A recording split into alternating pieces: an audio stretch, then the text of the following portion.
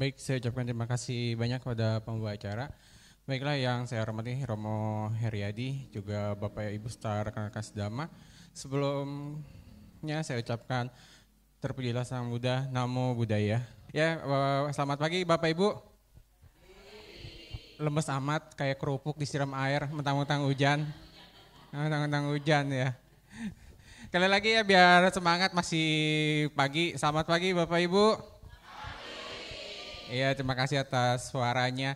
Itu juga ngasih suara itu juga secara nggak sadar juga Bapak Ibu tuh ngasih dana. Ngasih dananya apa? Memberikan energi kepada yang lain. Coba kalau misalnya yang satu lemes, nular juga kan lemesnya yang lain kan. Tapi kalau misalnya suatu yang apa, misalnya Bapak Ibu semangat, yang lain juga jadi semangat kan. Kadang itu lebih gampang menularkan sesuatu yang buruk. Misalnya seperti yang misalnya males gitu. Misalnya nih Bapak Ibu nih punya temen nih, bestinya nanya, ke WR enggak? Enggak lah, males. Oh yaudah deh, gue juga males gitu. Dibandingkan kalau misalnya diajak berbuat baik, pasti lebih susah kan. Bapak Ibu pasti ngalamin sendiri kan, misalnya ngajak orang, yuk kita ke wihara yuk. Pasti ntar aja gitu, ntar aja lama-lama nggak sadar udah setahun nggak ke wihara kan ya. Ntar aja tanggung lah tahun depan 2 tahun, tanggung 5 tahun jadi 1 periode gitu kan. Jadi kan lebih susah kan.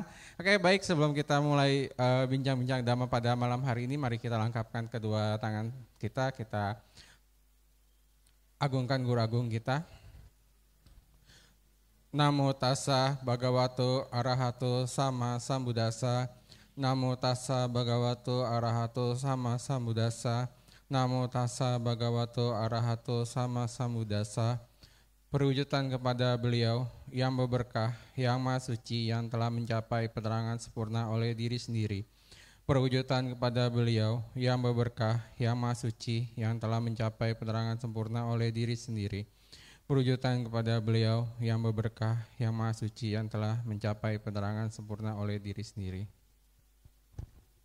Baik ya, baiklah Bapak Ibu, kepada Bapak Ibu yang senior, mohon maaf sebelumnya saya duduk mungkin agak lebih tinggi, tapi di tujuannya saya duduk lebih tinggi ini tujuannya bukan untuk menyombongkan diri, tapi disediakan oleh pengurus ya. Jadi satu itu, yang kedua, yang dilihat jangan tinggi sayanya, tapi yang dilihat adalah dhamanya di mana kita dhamma itu sesuatu yang agung, jadi kita harus tinggikan istilahnya kayak gitu. Bukan saya yang ditinggikan ya Bapak Ibu ya. Ya, benarkan nama saya Suryadi, saya tinggal di Curug. Kemudian saat ini saya bekerja di sebuah perusahaan distributor obat nyamuk. Tapi bukan bagian nepokin nyamuk ya Bapak Ibu ya. Jadi di sebuah perusahaan, kalau sebelumnya mungkin kenalnya saya di ini ya, di sekolah punya Harya. Kebetulan ada kesempatan untuk pindah. Ada yang ditanyakan? Nggak ada ya. Langsung ke materi aja ya. Baik, izinkan saya akan membawakan materi pada pagi hari ini, yaitu Cakawati Siahananda Sutta, diambil dari Digadikaya 26. Nah, tujuan saya secara pribadi, bukan tujuan secara umumnya, mengapa saya akan membahas mengenai sutta ini. Yang pertama, tujuannya adalah apa? Biar saya sama-sama belajar dengan Bapak Ibu semuanya. Jadi kalau misalnya saya pusing, Bapak Ibu juga ikut pusing gitu. Terus kemudian kalau misalnya saya ngerti, Bapak Ibu juga bisa mengerti. Tujuan yang kedua, tadi lagu yang pertama judulnya apa ya? Ingat nggak?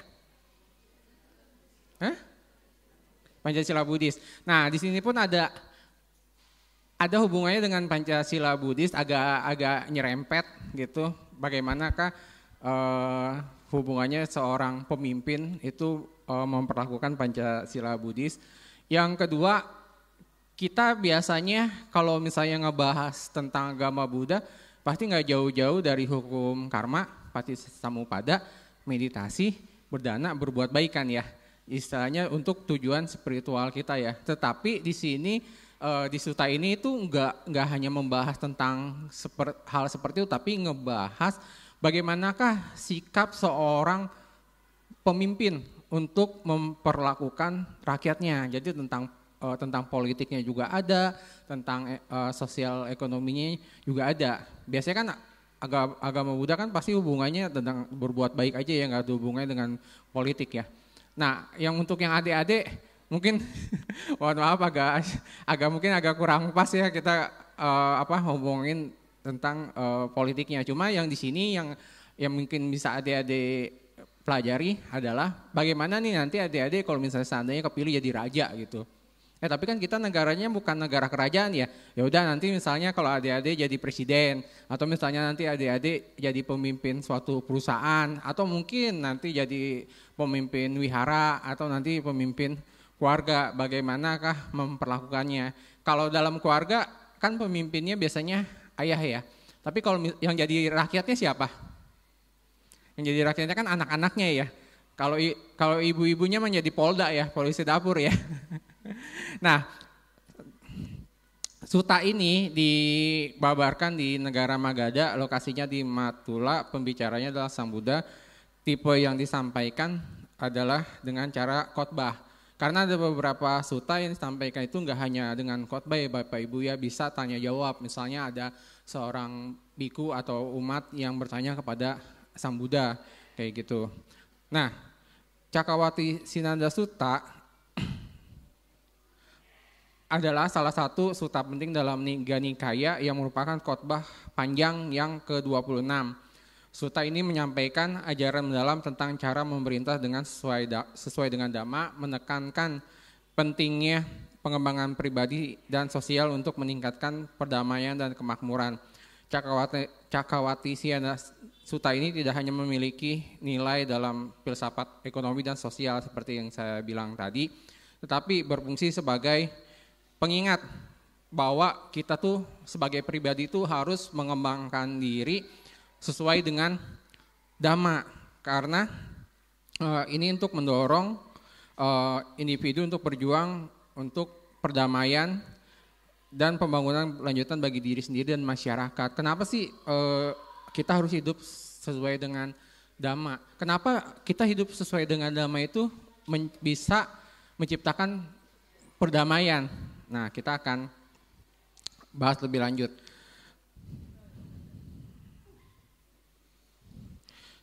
Jadi apa yang disampaikan suta ini menyampaikan ajaran yang tadi telah saya sampaikan ya. Kemudian, nah asal-usul ceramahnya mengapa Sang Buddha tuh membabarkan suta ini. Jadi Sang Buddha mendorong para biku untuk menjadi pelita bagi diri sendiri, mengandalkan diri sendiri, tidak tergantung pada orang lain.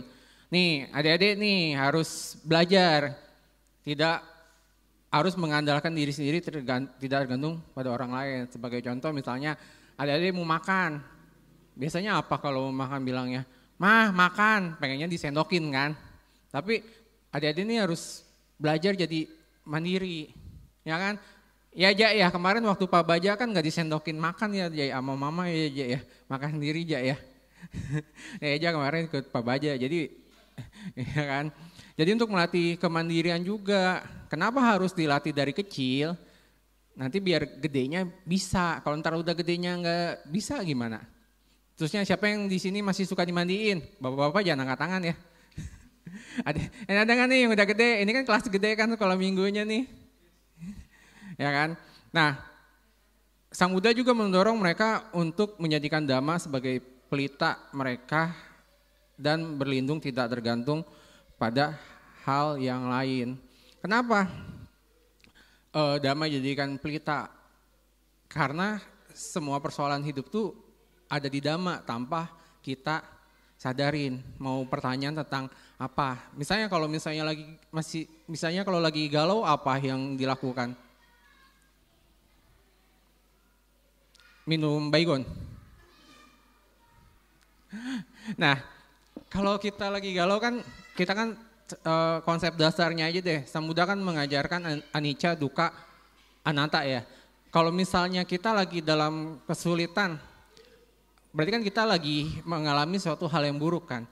Yang namanya anicca itu pasti berubah kan. Kalau misalnya dari suatu yang buruk, yang namanya perubahan itu dari buruk pasti berubah menjadi baik gitu. Tinggal kitanya aja sabar gitu. Emang mau ngomong-ngomong gampang ya Cim ya? Kalau lagi susah udah sabar kayak gitu. Ngomong gampang ya. Ntar mau dibalikin, coba lu rasain sendiri gitu kan ya. Tetapi dengan kata-kata itu juga ada damanya Bapak Ibu. Coba lu rasain sendiri. Prakteknya apa? Kita bermeditasi Bapak Ibu. Ketika kita misalnya, kalau misalnya kita jalan jauh, namanya manusia ya. Kita lagi jalan jauh pengennya apa? Duduk. Dikasih duduk, suruh jangan berdiri-berdiri. Kayak contohnya nih anak sekolah minggu. Sekarang gak boleh berdiri, gak boleh kemana-mana. Betah enggak? Enggak kan, pengennya keluar lari, main kan. Itu kan disuruh duduk aja yang enak bisa menjadikan suatu penderitaan. Nah dengan meditasi kan kita melihat ke dalam diri kita sendiri kan. Yang istilah kata tadi tuh bahasanya coba lu rasain sendiri. Bagaimana kita merenungkan fenomena yang ada dalam diri kita. Misalnya kesemutan, ya kan. Cincin aja tuh kakinya udah dielus-elus tuh, udah dipijit-pijit tuh, baru berapa menit. Gak apa-apa Cim, maaf ya, kita udah kenal Cim ya, jadi contoh terus Cim ya. Kita udah CS ya.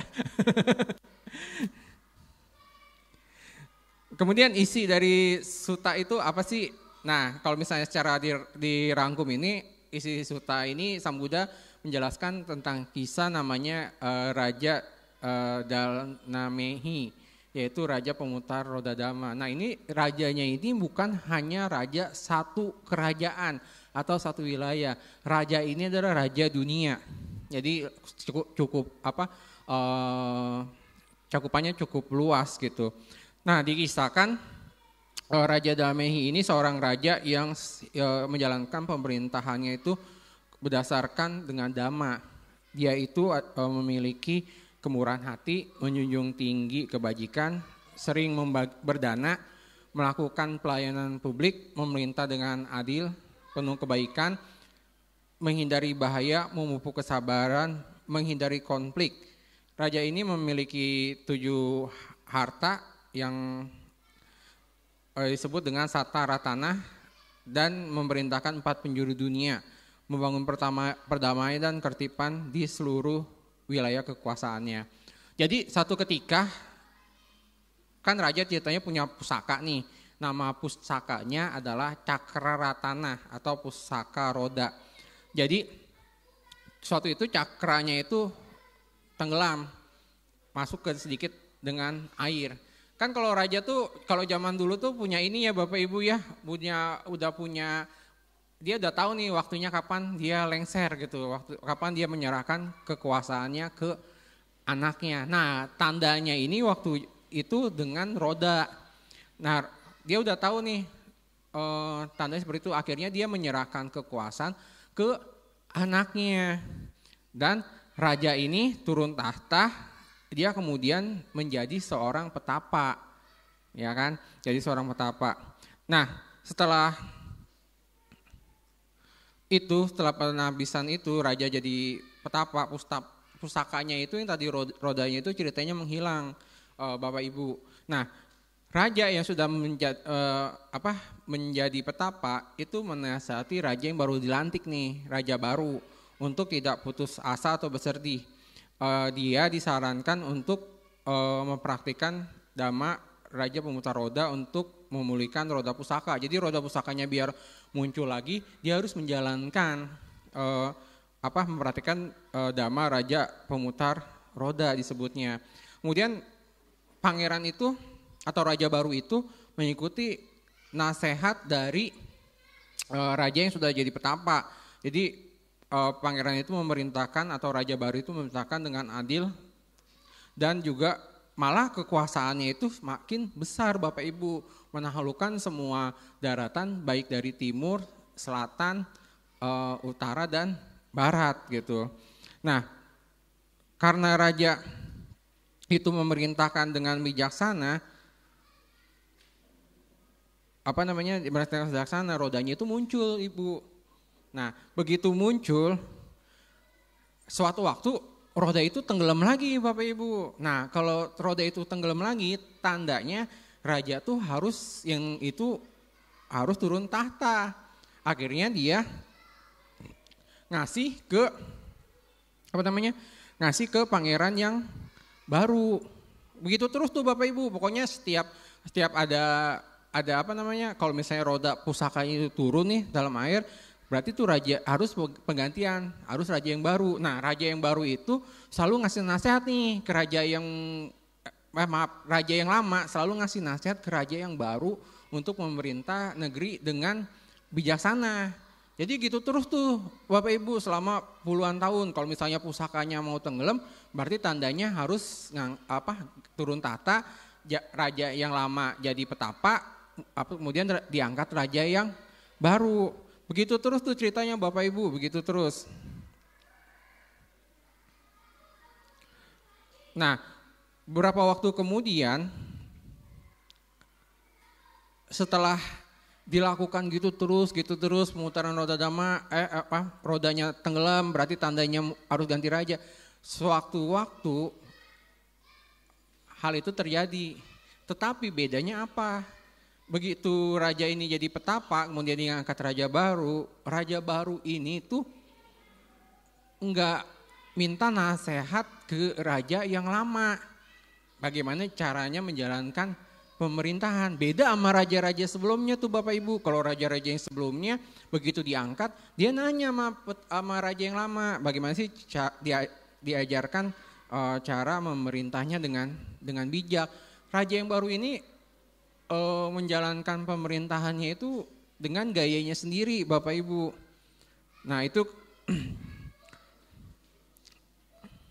nah kemudian ceritanya nih, seseorang menghadap raja nih, melaporkan ke raja itu, raja demi kebenaran ketahuilah bahwa cakra tanah surgawi telah lenyap. Ketika mendengar itu raja itu menjadi sedih duka cita. Tetapi dia tidak pergi menemui petapa raja untuk menanyakan rodah kewajiban maharaja yang suci itu bagaimana. Jadi dia balik lagi, saya bilang. Dia memerintah dengan idenya dan caranya, dia memerintah rakyat dan rakyatnya diperintah seperti itu dengan cara yang berbeda apa yang mereka lakukan terdahulu, tetapi nggak jadi sukses seperti raja-raja sebelumnya. Nah, para menteri kemudian sama para pegawai istana dan para pejabat keuangan, kemudian pengawal, penjaga, serta orang-orang yang hidup melaksanakan pembacaan mantra pergi nemuin raja nih yang tadi saya bilang, raja yang baru tapi nggak nanya ke raja sebelumnya.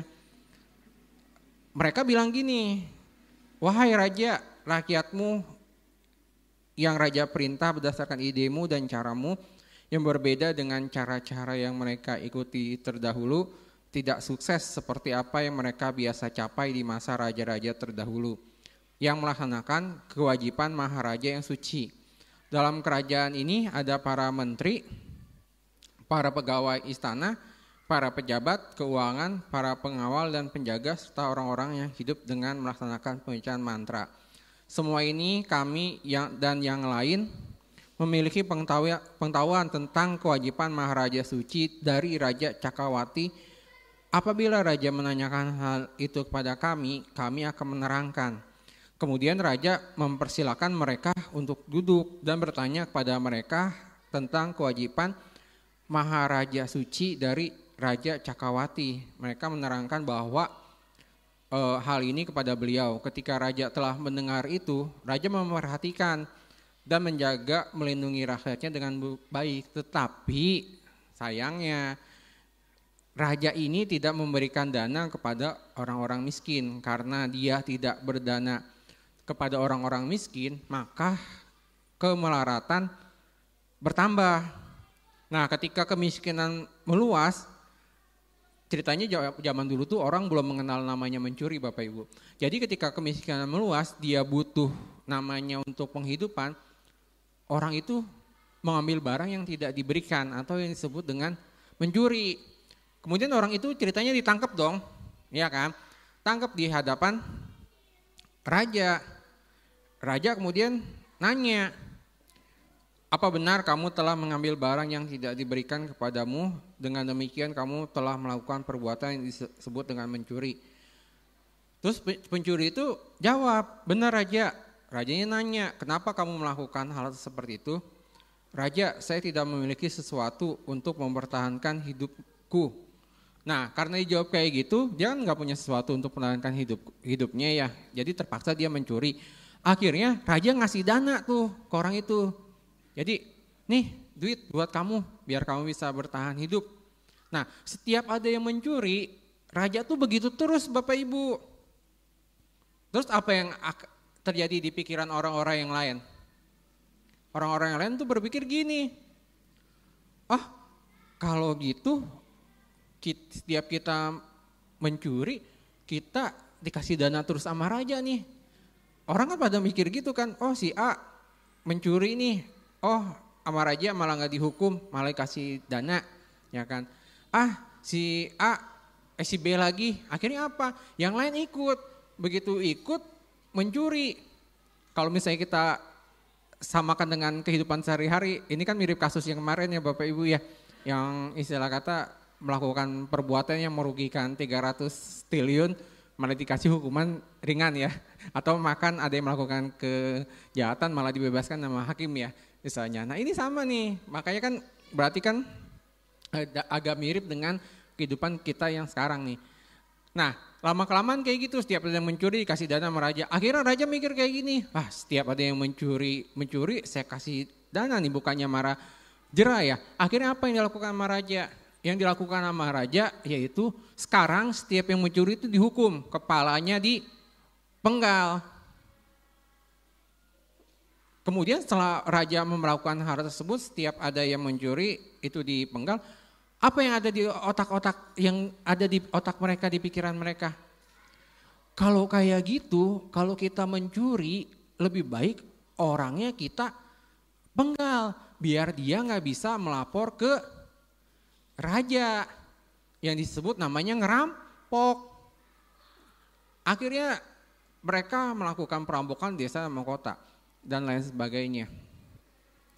Mereka mengadakan yang tadinya raja tidak memberikan dana nih ke rakyat miskin, menyebabkan hal mencuri. Kemudian setelah mereka melakukan hal mencuri, yang terjadi apa? Mereka melakukan pembunuhan. Setelah mereka melakukan pembunuhan, banyak ngerampok, ada orang tangkep karena takut dipenggal. Ditanya, kamu mencuri apa enggak? Dia jawab apa? Saya enggak mencuri. Dia melakukan kebohongan. Jadi gara-gara raja tidak berdana kepada rakyatnya yang miskin, terjadi apa? Terjadi pencurian. Habis terjadi pencurian terjadi pembunuhan. Setelah menjadi pembunuhan terjadi kebohongan. Nah, setelah terjadi kebohongan, apa yang terjadi? Agar orang itu dihukum sama raja, yang dia lakukan apa? Memfitnah Bapak Ibu, dilaporin ke raja. Raja, nih si ini nih melakukan pencurian. Akhirnya sebut aja itu si J lah, biar jauh, jangan A mulu.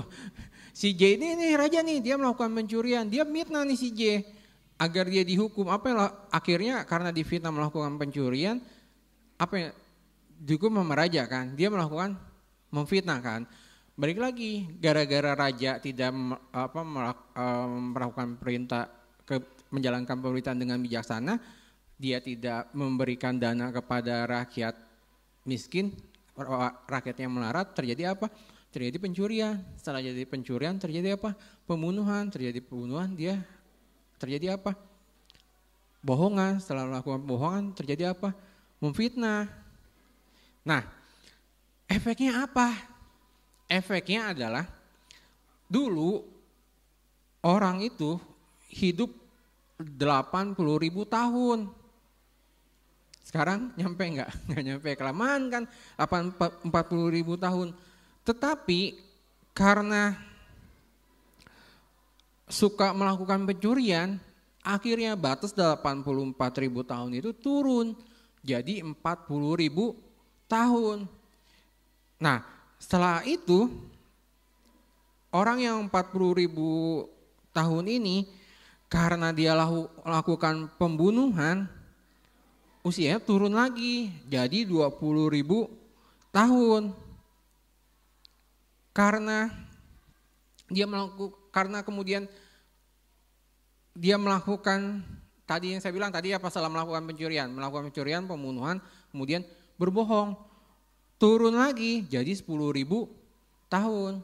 Kemudian karena dia tadi apa melakukan pencurian, pembunuhan, bohong, fitnah, turun lagi jadi 5.000 tahun.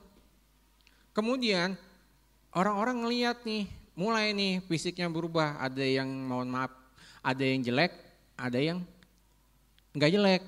Terbalik ya harusnya. Ada yang jelek dan ada yang cantik.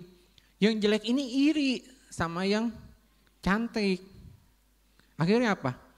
Yang jelek melakukan pemerkosaan kepada yang cantik karena dia iri lagi, karena melakukan perzinahan itu dari 5.000 dari tadi berapa? 5.000 turun jadi 2.500. Kemudian setelah itu telah melakukan perzinahan itu kan orang mulai nih mempunyai pandangan salah turun lagi jadi 1.000 tahun.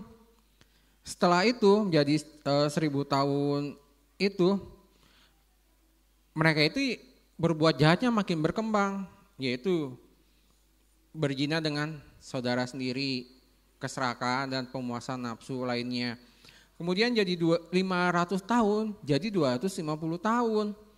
Nah, dari 250 tahun nih, karena melakukan hal-hal yang tadi yang buruk lagi, berikutnya berkembang menjadi kurang berbakti kepada orang tua, kurang menghormati para samana dan petapa, dan kurang patuh kepada pimpinan masyarakat.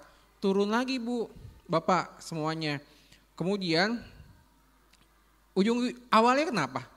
Karena dana tidak diberikan kepada orang-orang miskin, maka kemelaratan atau kemiskinan meluas, kemudian menjadi mencuri menjadi tindakan kekerasan yang menyebabkan pembunuhan. Habis pembunuhan yang tadi saya cerita, berdusta, kemudian memfitnah, berzina, kata-kata kasar, iri hati, dendam, pandangan sesat, berzina, serakah, pemuasan nafsu, kurang berbakti kepada orang tua, kurang menghormat kepada sama dan petapa, kemudian kurang patuh kepada pimpinan masyarakat. Dunia kan jadi kacau, ya kan Bapak Ibu kan, semuanya jadi kacau. Akhirnya turun, mentok jadi tinggal 10 tahun. Jadi di usia 10 tahun itu, usia 5 tahun sudah menikah. Ayo sini umurnya 5 tahun siapa? Nah, turun kayak gitu, orang-orang Bu diceritakan pada kisahnya waktu itu nih, kalau apa yang terjadi ketika usia cuma 10 tahun, jadi nggak ada lagi tuh namanya Bu, dulu tuh makanan seperti dadi susu, mentega, minyak, gula, garam, itu udah nggak ada lagi. Jadi makannya cuma biji-bijian, kayak burung ya. Kemudian orang nggak kenal lagi yang namanya dhamma, 10 macam perbuatan baik, sama tidak lagi mengenal 10 macam perbuatan buruk yang tidak boleh dilakukan. Dunia tuh kacau Bapak Ibu. Jadi di situ tuh situasinya dia bisa nikah sama ibunya, dia bisa nikah sama bapaknya, dia bisa nikah sama saudara dari bibinya. Jadi udah tuh campur aduk, bisa nikah sama siapa aja. Kayak hewan kan kalau kayak gitu kan. Ya kan? Kemudian dia nggak takut Bapak Ibu untuk membunuh ayahnya. Dia nggak takut untuk membunuh ibunya, dia nggak takut untuk membunuh kakaknya, dia nggak takut untuk membunuh adiknya. Jadi udah kayak hukum rimba tuh Bapak Ibu, kayak hukum rimba kayak gitu. Orang kan jadi takut nih Bapak Ibu. Orang takut nih, akhirnya apa yang dilakukan? Orang-orang yang takut itu akhirnya bersembunyi di gua dan di hutan-hutan kayak gitu. Karena orang tuh waktu itu pokoknya udah kacau lah, jadi orang pun bawa pedang kemana-mana. Nah setelah 7 hari nih mencoba sembunyi di dalam gua dan dalam hutan, keluar gua nih. Misalnya Eja sorry ya karena kita udah kenal jadi contoh ya. Misalnya saya sama Eja nih keluar dari goa rambutan. Eja ketemu untung masih hidup ya Eja ya. Eja tuh bilang juga ke saya, iya kok masih ketemu untung masih hidup ya. Jadi bersyukur karena kita selamat dari selamat dari dunia yang kacau itu. Kemudian orang-orang yang selamat ini, yang dari kekacauan itu berpikir,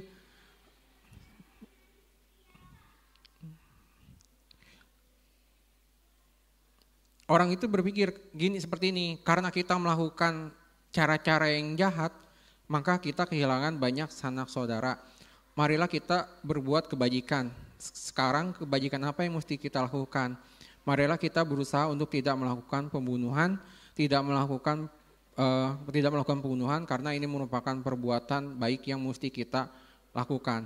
Akhirnya mereka berusaha tuh Bu untuk melakukan tindakan pembunuhan. Nah, karena dia tidak melakukan pembunuhan, yang tadinya usianya cuma 10 tahun, meningkat jadi 20 tahun. Kemudian mulai tuh orang-orang banyak yang berbuat baik, banyak yang bertobat, melaksanakan dhamma, jadi melaksanakan kebajikan. Akhirnya tuh meningkat Bu, tadinya 10 tahun, 20 tahun, 30 tahun meningkat jadi 100, meningkat jadi 1000, meningkat jadi 2000, meningkat jadi 5000, meningkat jadi 10.000. Akhirnya mentok sampai meningkat ke 80.000 tahun. Nah di 80.000 tahun seperti kita ketahui akhirnya muncul Buddha Maitreya. Jadi kalau misalnya tadi yang saya bilang tadi, kalau misalnya kita ingat, kalau disimpulkan itu semua kan Pancasila Buddhis kan Bu ya. Kita kan nganggap Pancasila Buddhis mah sedikit, apa bisa menciptakan kedamaian dunia. Tetapi itulah yang terjadi. Kalau dengan Pancasila Buddhis kan sila yang pertama kita tidak bertekad melatih diri untuk tidak melakukan pembunuhan kan ya. Tapi kalau misalnya kita udah nggak takut nih Bu melakukan pembunuhan, situasinya kacau, mohon maaf nih nggak usah jauh-jauh ya. Misalnya kayak Mei 98 yang jadi kerusuhan, orang dengan beraninya menjarah. Kenapa dia berani menjarah padahal tadinya dia nggak bisa menjarah? Karena apa? Karena rame-rame. Iya kan? Coba kalau sendiri dia digebukin orang. Ya kan kalau rame-rame bagaimana bisa mengendalikannya? Itu aja udah suatu contoh kecil. Kemudian ada kemarin ceritanya di mana saya lupa. Ceritanya di Serang. Ya kan? Yang menantu selingkuh sama mertuanya. Ya kan? Kalau secara logika kan itu kan udah enggak pantas ya Bapak Ibu ya. Kemudian yang terjadi berita di Parung Panjang kemarin, tahu nggak berita yang Parung Panjang Bapak Ibu? Yang seharusnya setiap siswa itu dapat dana dari pemerintah, ternyata di dananya itu nggak nyampe, dia baru tahu ternyata harus bikin buku tabungan BRI, dananya buat dia ternyata dananya malah diambil sama kepala sekolahnya. Nggak tahu ya. Syukurlah kalau Bapak Ibu tuh di dalam handphonenya tuh nggak ada berita-berita negatif. Di dalam handphonenya misalnya punya TikTok atau Instagram atau Facebook isinya bukan berita-berita yang negatif. Syukurlah kayak gitu. Jadi kenapa? Pikiran jadi tenang kan. Kalau kita ngeliatin berita-berita nih Bu, jujur ya Bu ya. Si ini melakukan kejahatan, si ini melakukan kejahatan, si ini melakukan jahat. Kita juga jadi pusing gitu kan ya. Jadi kalau misalnya kita merasa, dunia kok jahat banget, kitanya pun jadi down juga kan Bu. Kalau dengar ini, kalau misalnya kita, misalnya nih ya, kenapa kita bisa jadi down? Contohnya sekitar 2 tahun yang lalu kita terkena wabah COVID, ya kan? Wabah COVID itu kan setiap hari kita selalu mendengar ambulans, setiap hari kita selalu dengar berita duka cita. Kita waktu COVID Bu, sesak napas dikit aja ngerasa, wah jangan-jangan giliran saya nih. Kayak gitu, tapi kalau sekarang udah bebas dari COVID, kita sesak napas pun atau itu pun, itu mah biasa aja gitu kan. Jadi kan mempengaruhinya gitu kan. Baiklah, saya akan bacakan sedikit kutipan dari sutta tersebut ya. Para biku, hiduplah dengan dirimu sendiri sebagai pulau, dirimu sendiri sebagai tempat berlindung, dengan tidak ada yang lain sebagai tempat berlindung, hiduplah dengan Dhamma sebagai pulau, Dhamma sebagai tempat berlindung, yang tak ada lain sebagai tempat berlindung. Dan bagaimana seorang hidup dengan dirinya sendiri sebagai pulau, diri sendiri sebagai tempat berlindung, dengan tidak ada yang lain sebagai tempat berlindung, dengan Dhamma sebagai pulau. Dhamma sebagai tempat berlindung, dengan tidak ada yang lain sebagai tempat berlindung. Ada kasus di mana seorang biku tetap fokus pada diri dalam dan dirinya sendiri, bersemangat, waspada dan penuh perhatian, mengesampingkan keserakahan dan kesusahan sehubungan dengan dunia. Ia dengan fokus pada perasaan dalam dari diri sendiri, pikiran dalam dari dirinya sendiri, kualitas mental dalam dan dari dirinya sendiri, bersemangat, waspada dan penuh perhatian, mengesampingkan keserakahan dan kesusahan sehubungan dengan dunia. Beginilah cara seseorang biku hidup dengan dirinya sendiri sebagai pulau, diri sendiri sebagai tempat pelindung, dengan tidak ada yang lain sebagai tempat berlindung, dengan Dhamma sebagai pulau. Dhamma sebagai tempat pelindung, dengan tidak ada yang lain sebagai tempat berlindung. Berkeliaranlah para biku di wilayah kalian yang tepat, wilayah leluhur kalian sendiri. Ketika kalian berkelimpahan di wilayah kalian yang tepat, wilayah leluhur kalian sendiri, kalian akan tumbuh dalam umur panjang, kecantikan dan kesenangan, kekayaan dan kekuatan. Dan apakah yang menjadi dasar umur panjang seorang biku? Ada kasus di mana seorang biku mengembangkan dasar kekuatan yang diberkahi dengan konsentrasi yang didasarkan pada keinginan dan rekayasa pengerahan tenaga. Ia mengembangkan kekuatan Dia mengembangkan dasar kekuatan yang diberkahi dengan konsentrasi yang didasarkan pada kegigihan, yang didasarkan pada niat. Ia mengembangkan dasar kekuatan yang diberkahkan dengan konsentrasi dan didasarkan pada perbedaan dan rekayasa pengerahan tenaga. Dari pengembangan dan pengejaran keempat dasar kekuatan ini, ia dapat tetap hidup dalam satu kapa. Jika ia menginginkan atau selama sisa kapa tersebut, ini menjadi umur panjang para biku. Dan apa yang menjadi ciri kecantikan seorang biku? Ada kasus di mana seorang biku berbudi luhur. Ia berdiam dengan terkendali sesuai dengan patimokkha, sempurna dalam perilaku dan lingkupan aktivitasnya. Ia melatih dirinya sendiri serta menjalankan aturan pelatihan, melihat bahaya dalam kesalahan sekecil apapun. Itu yang menjadi ciri kecantikan seorang biku. Dan seseorang yang merupakan kenikmatan seorang biku, di mana ada kasus seorang biku yang benar-benar menjauh dari sensualitas, menjauh dari kualitas mental yang tidak terampil, masuk dan berdiam dalam jana pertama, kegembirahan dan kenikmatan yang lahir dari penarikan diri disertai dengan pikiran dan evaluasi yang terarah. Dengan menenangkan pikiran dan evaluasi yang terarah, ia masuk dalam dan berdiam dalam jana kedua, kegembiraan dan kenikmatan yang lahir dari ketentraman penyatuan kesadaran yang bebas dari pikiran dan evaluasi yang terarah. Keyakinan internal dengan memudarkan kegembiraan, ia tetap seimbang, penuh perhatian dan waspada, dan merasakan kenikmatan dengan tubuh. Ia masuk dan berdiam dalam jana ketiga yang dinyatakan oleh para mulia, seimbang dan penuh perhatian. Ia memiliki kediaman yang menyenangkan dengan meninggalkan kenikmatan dan kesakitan, seperti pada lenyapnya kegembiraan dan kesusahan sebelumnya. Ia masuk dan berdiam dalam jana keempat, kemurnian dan keseimbangan dan penuh perhatian, bukan kenikmatan maupun kesakitan. Ini merupakan kenikmatan seorang biku. Dan apakah yang menjadi kekayaan seorang biku?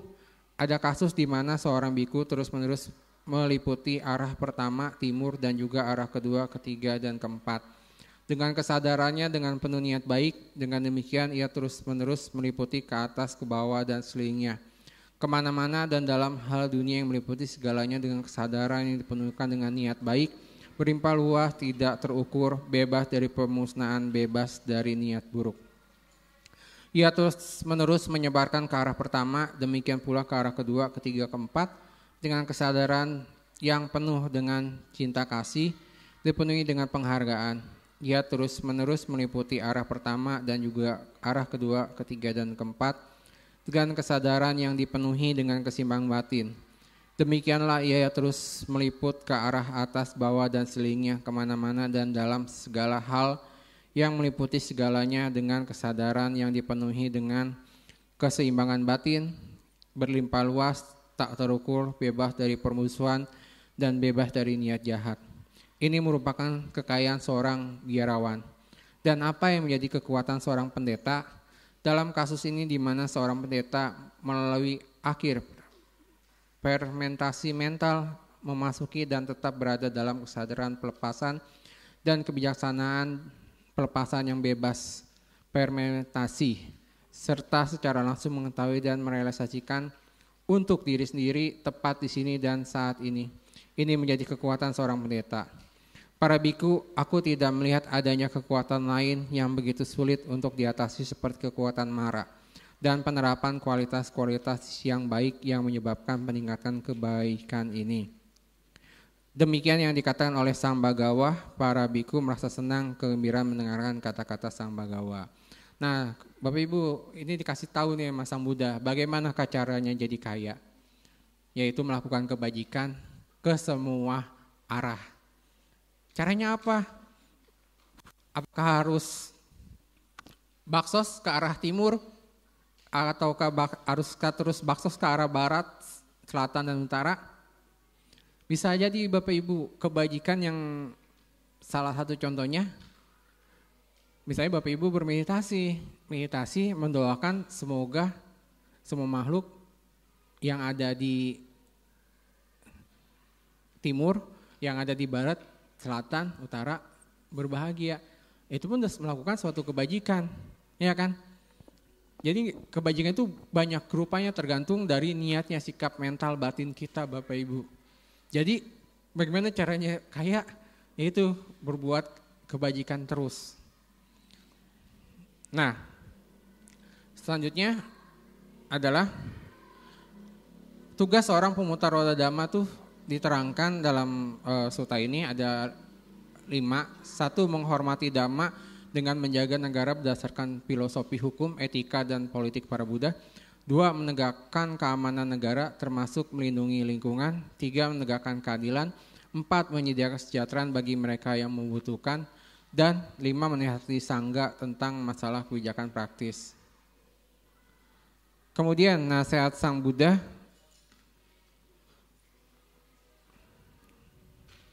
Nasihat Sang Buddha bagaimana kita meningkatkan kualitas melalui latihan mau melatih dhamma. Yang 1, mengembangkan 4 landasan kekuatan iddhipada. Kemudian mengembangkan sila sesuai dengan patimokkha. Kalau kita umat awam sesuai dengan Pancasila Buddhis ya Bapak Ibu ya, di hari Uposatha, hari tertentu dengan 8 sila atau atasila. Ketiga, mengembangkan 4 jana penyerapan. Kayaknya lebih gampang terajana ya Bapak Ibu ya. Meditasi terbuai akhirnya tidur ya. Yang keempat, memperhatikan 4 kediaman luhur. Sekolah minggu, ingat nggak Brahma Wihara apa aja? Karuna, Metta Karuna, Mudita, PK. Yang kelima, menghapus roda asawa.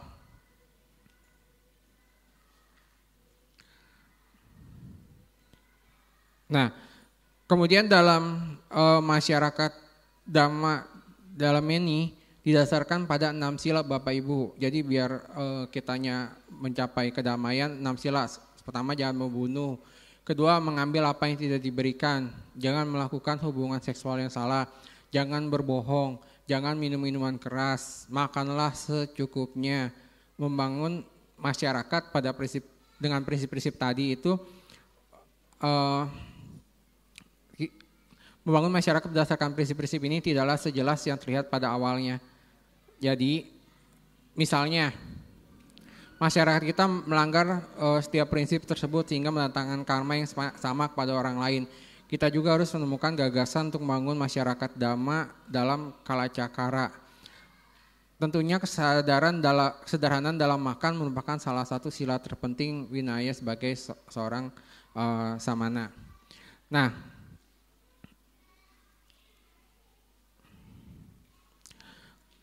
kita sampai pada tahap kesimpulannya.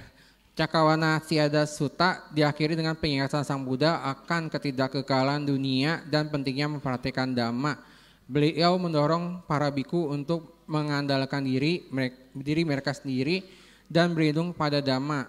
Karena hanya melalui Dhamma individu dan masyarakat dapat mencapai kedamaian kemakmuran abadi. Sang Buddha menekankan bahwa kekotoran batin dan tindakan tidak bermanfaat adalah akar menyebabkan penderitaan dan kemunduran.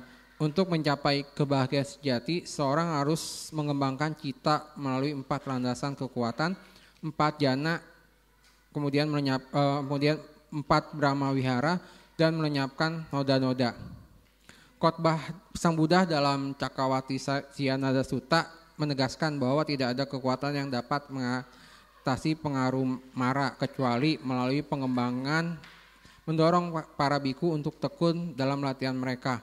Karena pahala akan meningkat dan membawa jangka panjang bagi diri mereka sendiri, komunitas mereka dan semua makhluk. Setelah mendengarkan khotbah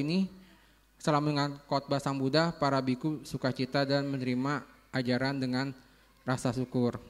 Jadi Bapak Ibu, jadi jangan pernah bosan-bosan untuk selalu melakukan kebajikan. Juga kita melakukan Pancasila Buddhis, karena kita ingat kenapa kita harus melaksanakan Pancasila Buddhis, agar membawa kebahagiaan bagi kita dan perdamaian bagi kita semua gitu. Balik lagi, kalau misalnya kita perlu ingat iri dan otapa. Kita jadi malu untuk melakukan perbuatan buruk dan takut akan akibatnya. Jadi ya kadang seperti yang saya ceritakan tadi, awalnya apa? Awalnya karena tidak berdana kepada rakyat yang membutuhkan, rakyat melarat, akhirnya rakyat itu mencuri kan. Ketika dia mencuri, kasih dana sama raja. Nah kemudian kan yang lain berpikir, oh kalau gitu supaya aku dapat duit atau dapat uang dari raja, aku harus mencuri. Jadi mencurinya dianggap biasa. Ya udahlah nggak apa-apa. Tetapi kalau misalnya dengan Dhamma, terutama Pancasila Buddhis, kita tahu kan, kalau bahwa itu tuh nggak boleh kan, ya kan? Kita nggak boleh membunuh, kita nggak boleh mencuri, kita nggak berbuat asusila, kita nggak boleh bohong, kita nggak boleh makan makanan minuman yang menyebabkan lemahnya kesadaran. Jadi bagaimana caranya kita tuh mengurangi